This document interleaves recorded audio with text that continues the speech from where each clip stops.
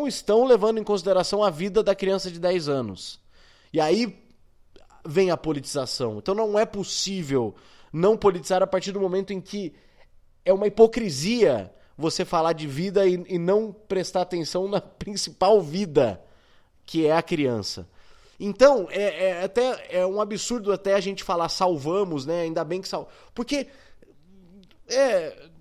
não entra na minha cabeça. Eu acho que essa criança nunca mais vai conseguir ter uma vida normal. E eu não sei como que as pessoas estão ao redor dela, e aí o Estado tem que entrar, não sei, o Luciano Huck, todo mundo, né? Porque é óbvio que ele vai entrar. Como ele entra nessas questões, né? Dá a moto pro motoboy, não sei o que, não sei, mas não vem ao caso. Eu só tô dizendo quem quer que seja que vá ajudar essa criança, esse ser, como ajudar? É o que eu fico pensando. Como ajudar? Primeiro, essa menina ela não pode viver no Brasil, ou pelo menos onde ela estava vivendo. Por quê? Porque ela precisa tentar esquecer. Não esquecer, eu acho que ela nunca mais vai esquecer. Mas eu acho que precisa... Só um detalhe em relação a isso, o próprio procurador, o próprio promotor, o Fagner Christian Andrade Rodrigues, que é o promotor do caso, falou que para São Mateus, que é a cidade delas, elas não podem voltar, porque a vida já seria o inferno. O Estado já reconhece que a vida delas seria o inferno lá. Exatamente. E aí, tudo bem. Óbvio que ela não vai poder voltar pra lá. E ela não vai poder voltar nem perto. Ela vai ter que morar num lugar onde ninguém saiba, ninguém reconheça. E eu não vi, não quero ver, espero não ver nunca a foto dela. Nada, não quero saber quem é. Não quero. Eu quero que essa criança, essa menina, recomece a vida claro, que sabendo de tudo que ela passou, e acho que isso vai fazer parte dela, da construção dela como pessoa, só que sem que quem tá ao redor dela saiba. Ela só tem que saber, ela vai ter que lidar com isso, infelizmente. Agora, tá, tudo bem, vai afastar, ela vai embora do Brasil, mas em algum momento ela vai precisar revisitar esses fantasmas, ou a todo momento, e ter...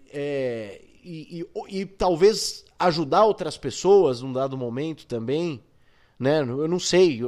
Mas olha só, eu tô aqui projetando, gente, a vida de uma criança de 10 anos. Eu não tinha que estar aqui fazendo isso.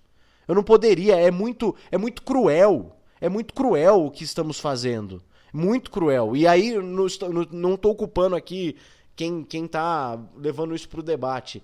O que estamos fazendo como sociedade. A gente não tinha que estar debatendo uma criança de 10 anos, mas a gente tem que debater. E aí eu coloco, olha isso, colocando projeções numa criança. Porque eu tô, obviamente, preocupado com o psicológico dela. Essa é a essência. E aí gera esse tipo de preocupações e do que vai ser, do que será. Mas é muito triste. É o momento mais triste que a gente já teve como país nesses tempos, assim, que eu comentei agora aqui... Mas eu não quero voltar nisso, não. Não quero voltar e eu não sei o que a gente vai fazer com esse Brasil.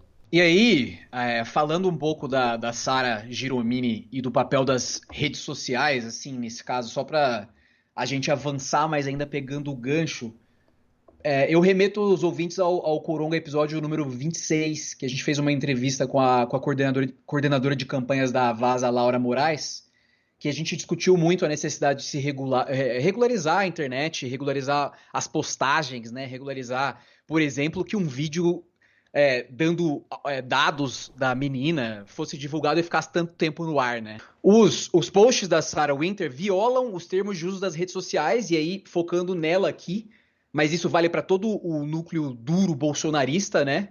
Que replica e aumenta o alcance dos posts, gerando uma onda de assédio e exposição contra a vítima, a família e os profissionais de saúde responsáveis por atender essa menina. E aí, no Twitter, segundo as diretrizes da comunidade, são proibidos os conteúdos que incitam a violência e assédio direcionado a alguém, coisa que os extremistas fizeram claramente contra o médico. E é proibido publicar informações privadas de pessoas, o que foi feito e vem continuando a ser feito. E aí, isso nesse episódio ficou mais claro, e nesse assunto bizarro do que a gente está falando, como que não está funcionando, né? Como que por si só, por mais que haja uma política, por mais que esteja escrito, e aí depois as redes sociais vêm, o Twitter, o YouTube, por ter permitido diversos vídeos e permitir ainda, né? Porque gera sei lá quantos mil cliques. A Sarah, por exemplo, para vocês terem ideia, tem quase 250 mil seguidores na conta dela do YouTube e 9,5 milhões de visualizações. Aí você imagina qual que é o valor disso em AdWords, né? Em propaganda, enquanto isso gera de retorno para o YouTube por manter aquele negócio que fica viralizando, né? E aí fica uma dica de leitura, caso alguém queira se aprofundar nisso, da Tatiana Dias, do Intercept Brasil, que trouxe numa reportagem as notas do Twitter, do Instagram, do Facebook, nesse caso. Mas eu faço essa ponte com o nosso passado aqui do Coronga, do 26, porque a gente já vinha discutindo isso, né? Que, pô, sem regularização não vai dar certo, não vai funcionar. Bom, hoje é isso. A gente está refém, entre aspas, dessas empresas que estão lucrando com isso, né? Lucrando com esses conteúdos viralizantes. E quem que domina os meios de viralizar o negócio como ninguém? Como ninguém, assim, sem comparação. A extrema-direita, né? É o que a gente vê hoje em dia. Pessoas até que não são bolsonaristas, toda aquela discussão que a gente vem tendo desde o começo do Coronga. Pessoas que são inteligentes, mas que compram a ideia, elas compram a ideia porque elas são bombardeadas de informações. Isso acontece. Quem que faz isso? A extrema-direita. E eles conseguem navegar nesses regulamentos do Twitter, do Facebook, do Instagram, e consegue atingir. Pode tirar o vídeo depois de 3 dias? Pode, mas já fez o efeito. 3 dias depois a fake news já é velha. Os bolsonaristas precisam de fake news toda hora, galera. Não é um negócio que, não, depois que tirou tá bom. Não, tirou o vídeo expondo os dados da menina, tá tudo bem. Não tá tudo bem. O vídeo ficou no ar quanto tempo? Com a Sarah fazendo isso. Não, e outros caras, pô, o cara grava a tela, o vídeo no WhatsApp você pode apagar de vários, de YouTube, de Facebook, de Twitter, mas você não apaga do WhatsApp que tá sendo disseminado isso aí, já não morre mais. Cara, uma vez na internet, pode apagar o original, vai ter sempre em algum lugar. Exatamente. E é isso, né? Enquanto essas empresas são coniventes com isso, né, e mantiverem no ar esses conteúdos depois de fazerem isso, eles são cúmplices da barbárie, né? E aí que entra essa questão. Essas empresas estão apoiando figuras como o Donald Trump, por exemplo, mesmo que indiretamente. E aí eu remeto aqui à coluna da Mônica Bergamo, da Folha, que ela trouxe que a Polícia Federal abriu inquérito para investigar a página Sleeping Giants Brasil, que é aquele grupo anônimo que expõe anunciantes que veiculam publicidade em sites que publicam notícias falsas, né? Aquele Bernardo Custer, portal não sei lá o quê, quando o Alexandre Garcia não era da CNN ele, né? E agora ele é da CNN, a CNN contratou o Alexandre Garcia. E o Tribunal Superior Eleitoral que vai fazer um debate com Caio Coppola, com o Alexandre, e aí coloca também umas figuras da esquerda, que lógico, né, precisa participar, porque senão... esse é o problema. E aí, cara, nessa quinta, o Tavolaro, né, que é o diretor de jornalismo lá da CNN, escreveu uma coluna na Folha se defendendo, né, dizendo que por conta de abrir espaço para opiniões diferentes e tudo mais, e o que eu concordo totalmente, né? As pessoas, eu concordo totalmente com a ideia de que a gente precisa expor pensamentos. O problema é quando você coloca o achismo contra a ciência, né? É isso que talvez as pessoas não entenderam tão bem ainda. Só trazendo esse parênteses porque eu lembrei desse artigo e lembrei que acho que enquanto você tiver a sua argumentação baseada em verdades, e gente, é possível você ter várias linhas de pensamento diferentes baseado em fatos, em questões históricas e não só distorções históricas, né?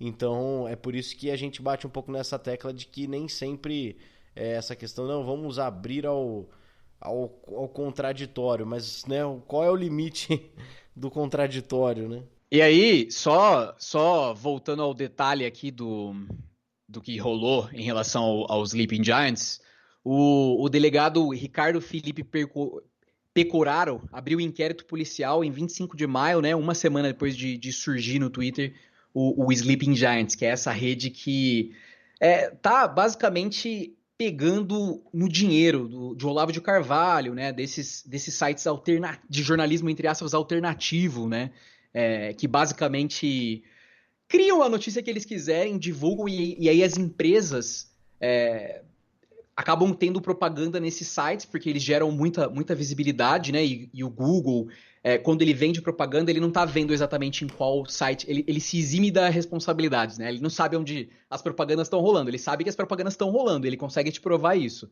Mas ele não quer saber se é um site de fake news do Alexandre Garcia, por exemplo. E aí o Sleeping Giants basicamente alertava, marca tal, você sabe que a sua publicidade está nesse site aqui, que é um site conhecidamente de fake news? Estamos te alertando. Aí normalmente as marcas que se identificavam, né, ao combate às fake news, ao que o Paulo falou, né, de discussão anticientífica, de ir contra a ciência, e aí isso entra no meio jurídico também, tá? E as pessoas esquecem que existem ciências humanas, né? Não é, o direito é questão de opinião de alguém, história. Gente, é ciência, cara. Não tem como você discutir. Não tem como você querer deslegitimar todo um estudo por trás, porque, eu li ali a coluna do cara que diz que dá pra fazer intervenção militar com base na Constituição Federal, por exemplo, que é o terraplanismo jurídico que a gente já falou aqui nesse podcast. Leiam essa coluna da Mônica Bergamo. Basicamente, ela traz como é suspeito o envolvimento desse delegado, que é de Londrina, né, no interior do Paraná, e assim, estranhamente, aonde moram os blogueiros e youtubers, o blogueiro e youtuber Bernardo Pires Custer, que é o dono de um desses sites, né, que perdeu o financiamento, e o deputado federal Felipe Barros, do PSL, né, que é um dos bolsonaristas mais raízes, né, até o porta-voz do presidente em várias ocasiões. Inclusive, a redação do jornal Brasil Sem Medo, do Olavo de Carvalho, também é dessa cidade, Londrina, no interior do Paraná. E assim, sem pé, nem cabeça essa investigação. O site está fazendo basicamente um serviço e o cara tem que continuar anônimo para não acontecer esses absurdos que acontecem quando os bolsonaristas descobrem quem está indo contra eles, né?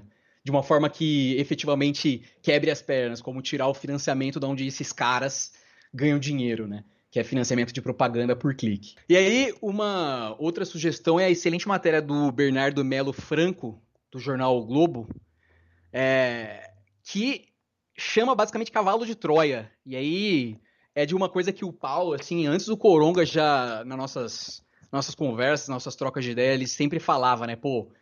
Medo de se o Bolsonaro eleito, talvez a gente não tenha eleição como a gente tinha antes. Aí eu pensava, realmente, eu concordava. Sempre pensei, talvez, né? O pior dos cenários, é possível que isso aconteça.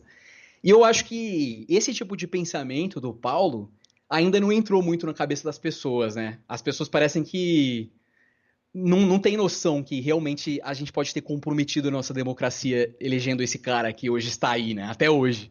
Apesar de tudo isso que estamos falando desde o episódio 1, do fim da folia, apesar de tudo isso, Bolsonaro ainda é presidente da República, né?